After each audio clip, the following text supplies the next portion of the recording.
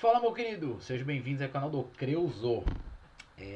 A ideia hoje é a gente começar a falar sobre os sólidos. Eu vou fazer aqui um remember, um revival, uma revisão, né, sobre o que a gente já viu sobre os sólidos geométricos. Esse conteúdo aqui, essa revisãozinha é bem quinto, sexto ano, né, mas é bem importante porque a partir das próximas aulas a gente já vai começar então a entrar no cálculo do volume e no cálculo da área lateral desses sólidos, beleza?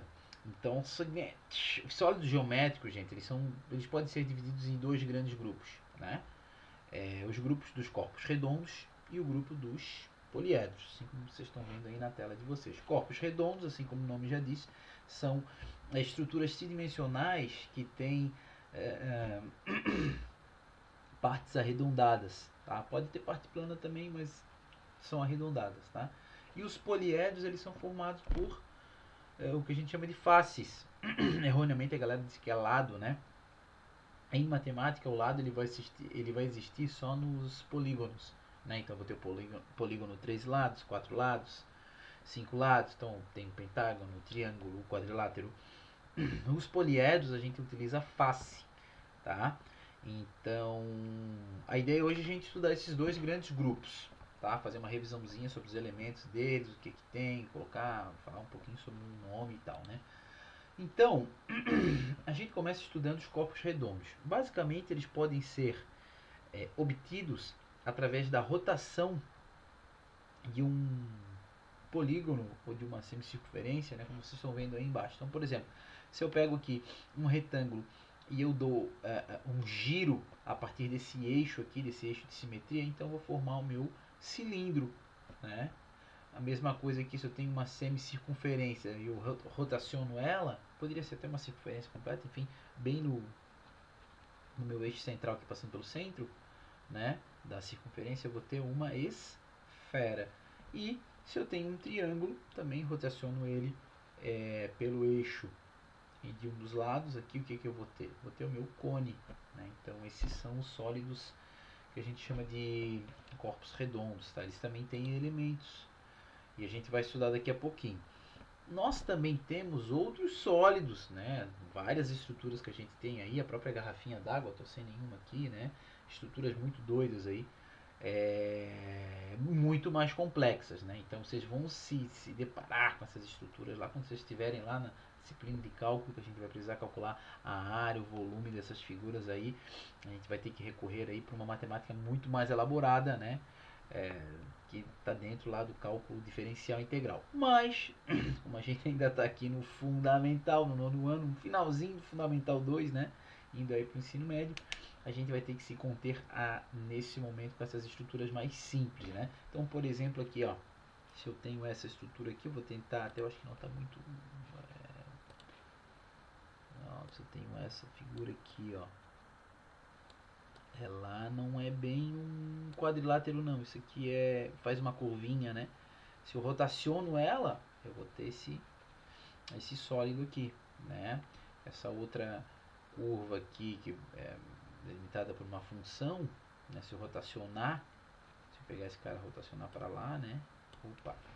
Deixa eu voltar aqui, se eu rotacionar aqui para cá, em torno do eixo aqui, ó, eu vou ter essa figura aqui, né? E aqui se eu tenho esse estilo bandeirinha aqui, esse quadrilátero aqui, eu pego esse eixo, rotaciono ele, não sei se está bem visível aqui, eu giro ele para cá,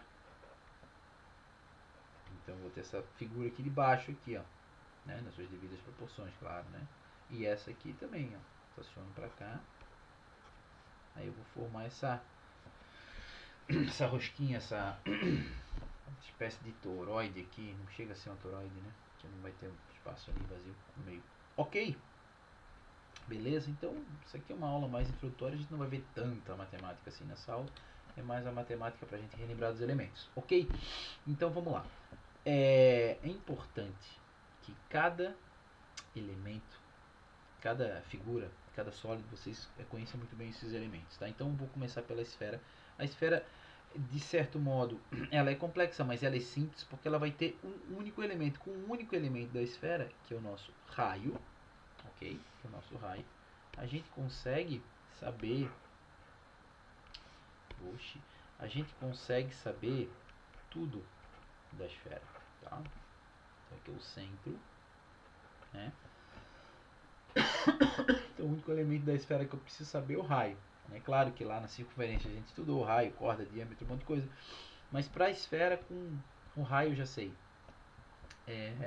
Área superficial, sei volume, tá? Saber tudo. Próxima figura é o cilindro. O cilindro, como ele tem faces, aqui pode ser face, não, aqui bases circulares, né? A base inferior e a base superior, que elas vão ser congruentes, essas bases, né? Senão também não é cilindro. Eu vou ter um raio aqui, vou abreviar para R, né? Só que eu também vou ter um outro elemento aqui que vai ser a altura, que geralmente a gente representa o que? A letra H, tá? Então, para um cilindro eu tenho o raio tem altura, beleza? E para o cone, que é mais chatinho, eu tenho mais coisas, né? Então, o que eu tenho no cone? Bom, essa parte circular, óbvio. Essa parte circular aqui, óbvio. Que eu tenho que ter o quê? Que eu tenho que ter um raio. Então, eu tenho um raio. Eu vou ter também do vértice aqui do cone até exatamente no centro, o que a gente chama de altura, tá? Aqui vale evidenciar que é 90 graus aqui ortogonal, né? Então altura H. E eu tenho mais um elemento que é exatamente, tá? Esse cara aqui do lado que lembra o triângulo, tá? Que lembra aqui a hipotenusa de um triângulo, né? Ele recebe um nome, ele recebe o nome de geratriz. Inclusive esse nome em matemática é usado para várias, né? É o nome que você já viu aí. Recebe o nome de geratriz, tá? Desculpa aí. Então, para a esfera eu tenho só o raio, para o cilindro eu tenho o raio da base e a altura, a base aqui tanto faz se é superior ou inferior, tá? E para o cone eu tenho meu raio, eu tenho a altura e tenho a geratriz. Em algum momento a gente vai, né, ver e tal, falar um pouquinho sobre eles. A ideia aqui é resgatar todos esses conhecimentos, essas palavras, esses vocabulários, porque você está pensando aí depois fazer um Enem, fazer um IFSC, fazer, sei lá, um vestibular. É importante que você tenha um vocabulário vasto dentro de matemática, que às vezes até você conseguiria calcular ou determinar ali, mas como você não sabe o que aquela palavra significa, aí tu dá uma patinada nas questões, beleza? Bom, a gente já estudou a primeira família, que é a família dos corpos redondos. Agora a gente vai estudar as famílias dos poliedros. Como o nome já diz, poliedros, né? Poli são vários, né? Edros tem a ver com face, aquilo que eu já tinha falado para vocês. Então, os poliedros é essa estrutura tridimensional que ela é composta por faces, tá? Então, ela tem que possuir essas faces aí, faces planas, beleza? Então tem uma série aí de poliedros. Claro que a gente não vai estudar todos eles, a gente vai estudar também os poliedros mais simples, os poliedros que a gente pode categorizar. Então, também dentro dos poliedros é interessante que a gente consiga, que a gente entenda as duas famílias básicas dos poliedros, que são quais famílias, crianças? As famílias, lembra lá do quinto e sexto ano, as famílias dos prismas e as famílias das pirâmides, ok? Então, o que é que caracteriza um prisma? Um prisma, então, é esse poliedro, ou seja, ele é formado por faces, só que as laterais dos poliedros, as faces laterais aqui, são necessariamente retângulos, são formados por polígonos retangulares, beleza? Então, as faces são retângulos. A base não, aqui eu tenho, por exemplo, eu tenho um prisma de base triangular, tenho um prisma de base aqui, que ele está falando quadrangular, mas é retangular também, mesma coisa. Aqui eu tenho uma base que é um pentágono, então ele é de base pentagonal, e aqui um hexágono de base hexagonal, e assim por diante. Se fosse 8, octogonal, e assim por diante, tá? O que é legal a gente ver nos prismas, os elementos deles. Isso aí vocês têm que saber, brother, não pode esquecer, não pode confundir Jesus com Genésio. Eu acho que a primeira coisa que a gente tem que saber são os vértices, tá? Vértices. Quantos vértices eu tenho aqui nesse meu prisma de base triangular. Então eu tenho, ó, o vértice é a quininha, né? 1, 2, 3, 4, 5, 6. Opa, vértices são 6, né? Depois a outra coisa que é interessante são as arestas. Lembram o que são as arestas? As arestas é o que geralmente se chama aqui de linha, né? É essa intersecção, a gente pode pensar que essa intersecção entre dois planos, né? Essa parte comum que envolve esses dois planos, que vai ser formado realmente por uma reta aqui, né? No caso aqui está tracejado, porque isso ficaria do lado de trás, né? Como se você fosse aqui o Superman tendo uma visão ali, além do alcance ali, uma visão raio-x, né? Na parte de trás. Então a gente coloca tracejado quando a gente não conseguiria ver, tá? Quantas arestas? Então tem 3 em cima, 3 laterais e 3 embaixo. 3 vezes 3, 9. Então tem 9 arestas. E, claro, as faces, né, que é o principal, que dá o nome para os poliedros, né? Então, a quantidade de face. Esse meu prisma tem 3 faces laterais, uma superior e uma inferior. Então, tenho 5, né? Tá? Então, daqui para frente é legal a gente ver aqui para os outros. Vou fazer essa contagem, né? Só vou abreviar para vértice, aresta e face, beleza? Então, quantos vértices tem aqui esse meu prisma de base retangular? Alguns recebem nome especial. Esse aqui é comum a gente chamar de paralelepípedo, né? Muito comum, tá? Então, primeiro vértice. Quantos vértices? Então, 1, 2, 3, 4. 4 em cima, 4 embaixo. Então, eu tenho 8. Né? Arestas. Quantas arestas a gente tem? Arestas, então, eu tenho 4 em cima, 4 do lado e 4 embaixo. Né? 4 vezes 3 é 12. E faces. Tem uma em cima e embaixo, 4 laterais. Então, tenho 6. 6 faces. Beleza? Mesma coisa agora aqui para o prisma de base pentagonal, né? Então, vértices. Já deu de sacar aqui quantos eu tenho? Eu tenho 5 em cima, 5 embaixo, então eu tenho 10. Arestas, eu vou ter 5 em cima, 5 do lado, 5 embaixo. 5 vezes 3 é 15. E por fim, número de face, eu tenho 1 em cima, 1 embaixo e 5 laterais. Então, 7, né?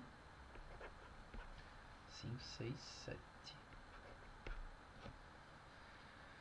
Esse aqui mais chatinho.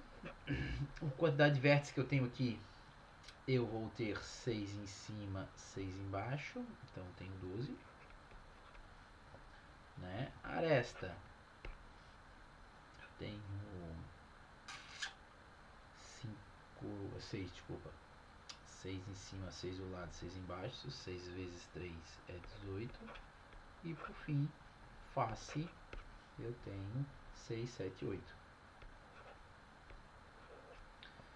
Beleza, rapaziada? Isso aqui, quando eu estou dando aula lá pro quinto ano, a gente monta uma tabelinha e eu peço para eles perceberem se tem alguma relação entre esses números aqui. Depois a gente vai ver essa relação, né? O que é essa relação. Então, a família dos prismas é isso aí, tá? Depois a gente vai estudar as famílias das pirâmides, né?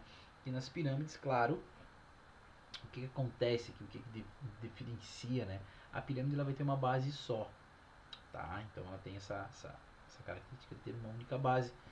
Então, ela também vai ser classificada de acordo com a sua base. Então, aqui, por exemplo, eu tenho uma pirâmide de base triangular, né? Então, quantos vértices eu tenho? Vértices, aresta e face. Quantos vértices eu tenho nessa pirâmide? Eu tenho 1, 2, 3, 4. Opa, tem 4 vértices. Arestas. Tenho 1, 2, 3, 4, 5, 6. E faces, eu tenho 1, 2, 3, 4, que tem uma lá atrás. Beleza? E como esse cara tem 4 faces, alguns deles, né? Nesse caso, 4, prefixo para 4 é tetra, né? Então ele, comumente a gente pode chamar esse cara também de tetraedro, então, um segundo nome, né? Assim como, sei lá, um paralelepípedo com todas as arestas congruentes a gente chama de cubo, né? Então esse aqui também tem um nome um pouco especial. Aqui eu também tenho agora uma pirâmide de base quadrangular, né? Ou retangular.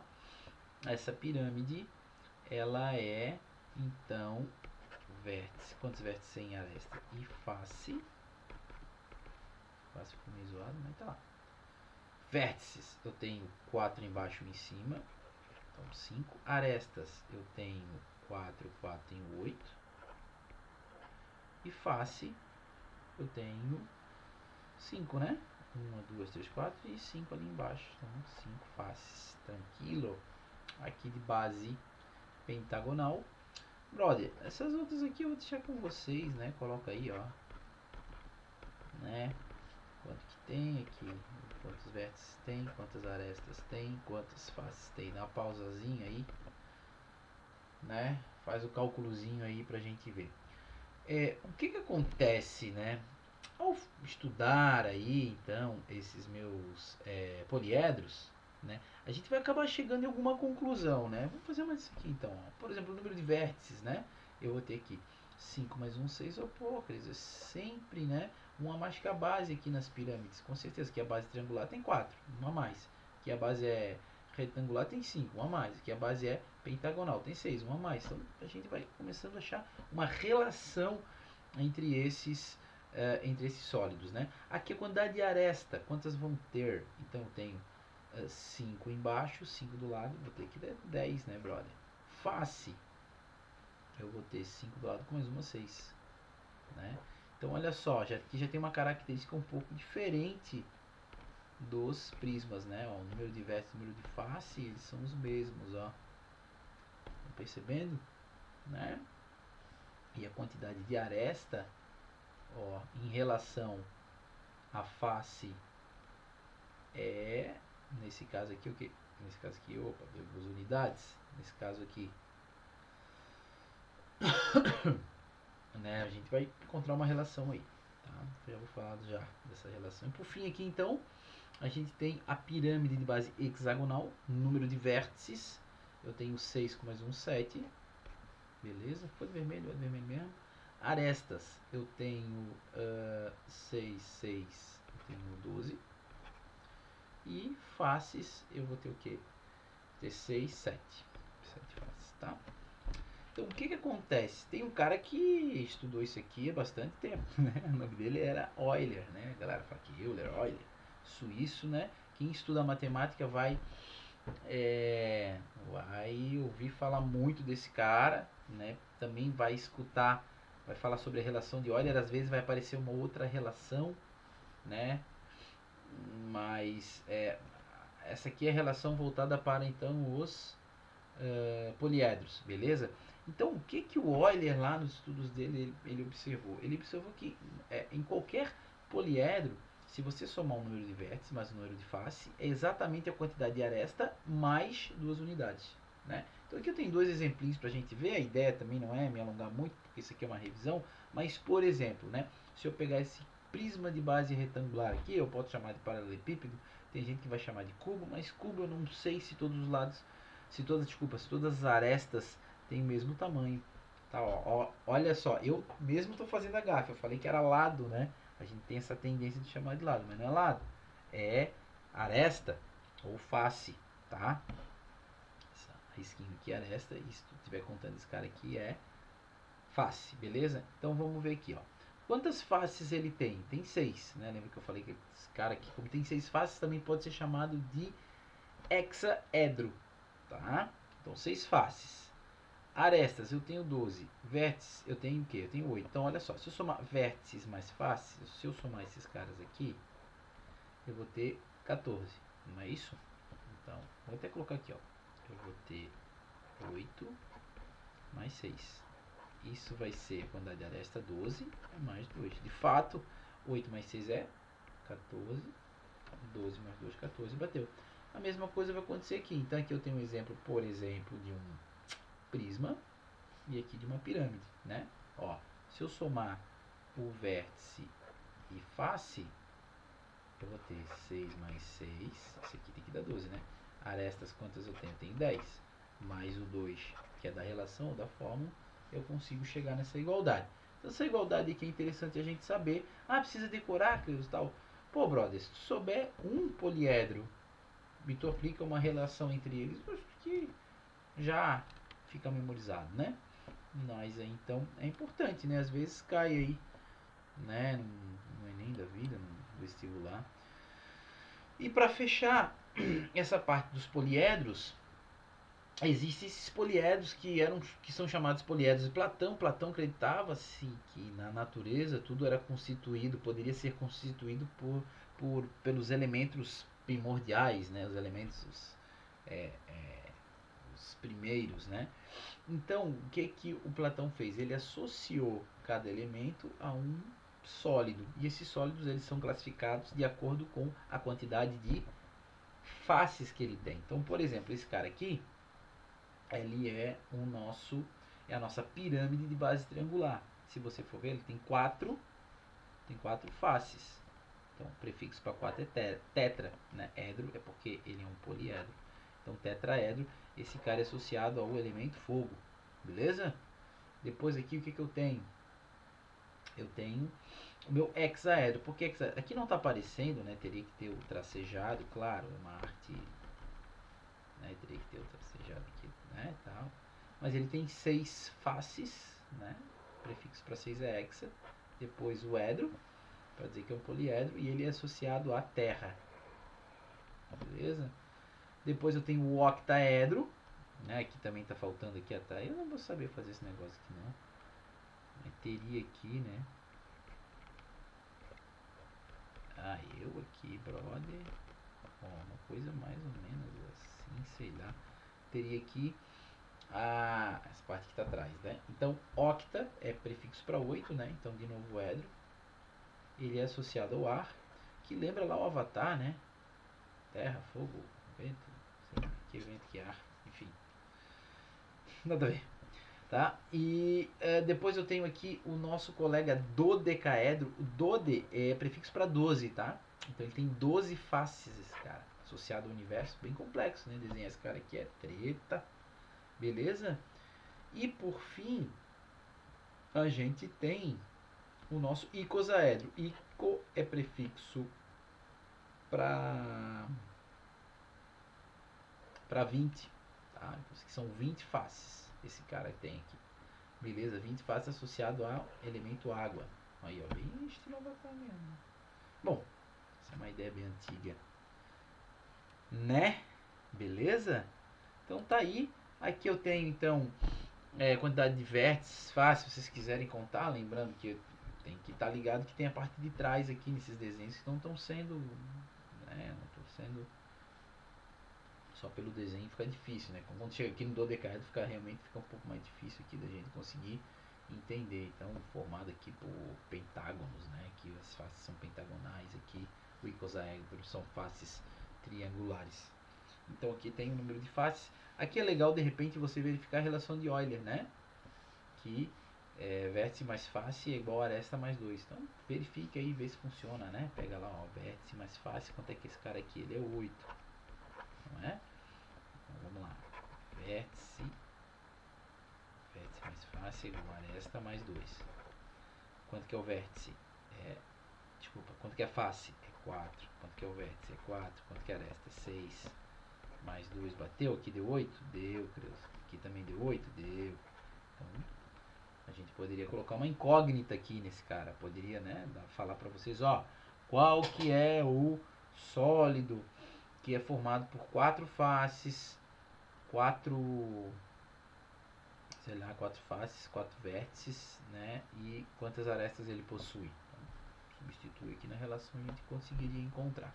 Você pode estar fazendo aí para as outras aí, né? Então, o octaedro, que são 8 faces, aqui no cubo são 6, ou hexaedro, também tem o nome, dodecaedro, que é 12, e icosaedro, que é 20. Tá até aqui embaixo.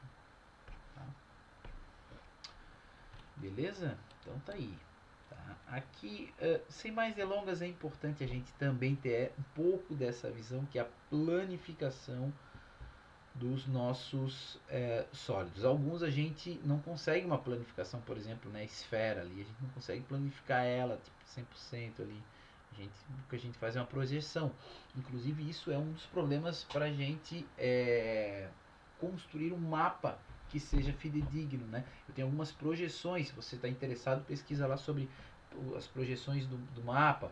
Tem uns que usam projeção cilíndrica, outros que usam projeção cônica, e daí faz com que algumas partes elas têm uma distorção, né? Então, geralmente ali a parte do Equador tem menos, né?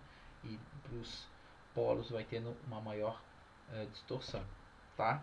Mas aqui a gente está falando da planificação dos poliedros, tá? Então, dos poliedros aqui, ó, por exemplo, que eu tenho um prisma de base retangular, na hora que eu planifico, imagine que isso aqui é uma caixinha de pasta de dente, tu cortou lá e tal, como é que ela vai ficar? Ela vai ficar nesse formato aqui, né? Isso aqui é importante para depois, no futuro, a gente saber, por exemplo, calcular a área superficial desse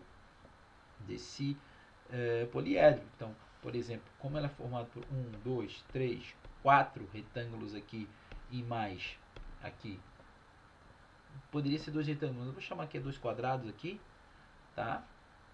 Então, calcular a área de 1, multiplico por 4, calcular a área desse, multiplico por 2, depois eu somo. Pronto, calculei a área superficial. Isso aqui é bem comum, tá?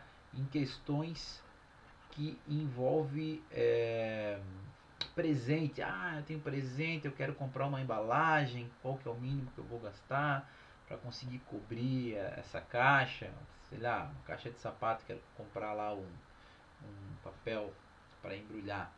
Então ele precisa ter pelo menos a área do presente ali, né? Um pouquinho mais até para passar o durex, né? Mas enfim, fica aí a dica. Aqui então a área do meu tetraedro ou do pirâmide de base triangular, né? Na hora que eu planifico esse cara, ó, tem esse cara aqui, né? Esse cara, quem que é? Eu pego aqui a minha pirâmide de base hexagonal, né? Então tem que ter faces aqui, eu tenho que ter 6, 1, 2, 3, 4, 5, 6, e a minha base, que é um hexágono. Então tá lá, planificado. Então, se eu quisesse calcular essa área, eu ia ter que calcular a área de um triângulo desse, multiplicar por 6 e depois somar com a área do hexágono. Lembrando que a área do hexágono tal, tudo isso aí já está na aula passada, né? Nas outras lá eu já conversei, a gente vai... Aí tem o apótema, um monte de coisa, né? Então, legal. Aqui eu tenho meu cubo, né? Só calcular uma face e multiplicar por 6, no caso aqui, se for um cubo mesmo, né? Poderia ser sei lá, um prisma, né? Um prisma de base retangular. Aqui outra pirâmide de base quadrangular ou retangular, tá aqui, beleza? Aqui uma pirâmide de base pentagonal, sai a estrelinha na hora que a gente monta tudo, né? Fica muito doido isso aqui, então legal também.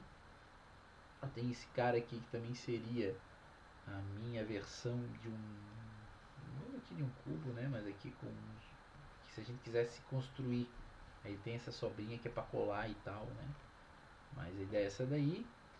E por fim, então meu cilindro, tá? Então se pegar meu cilindro, eu consigo planificar o cilindro? Consigo. Então aqui eu vou ter um retângulo aqui bem importante, tá? Então essa base está aqui em cima, essa outra base está aqui. Essas aqui envolvendo cilindro é bem comum, porque o cilindro é o formato de um copo, né?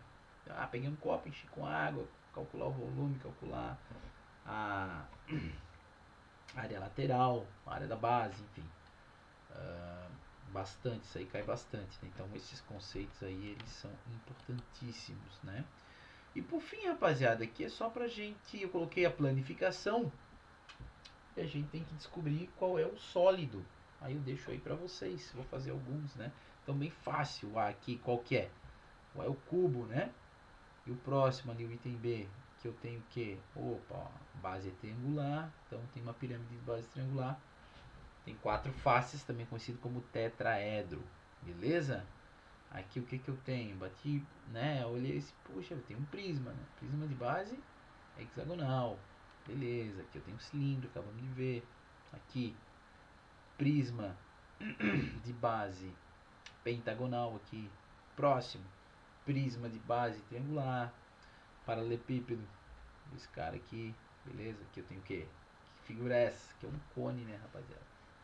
Você pega um cone, você abre, né? Tem a mão aqui fazer um cone. Então tá aí. Você abre esse cara aqui, ele é meio que um leque, né?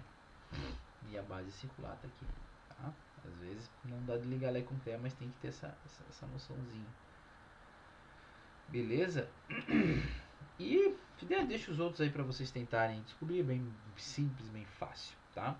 Então a ideia hoje é isso aí, é uma aula de revisão, é uma aula praticamente do quinto e sexto ano, tá?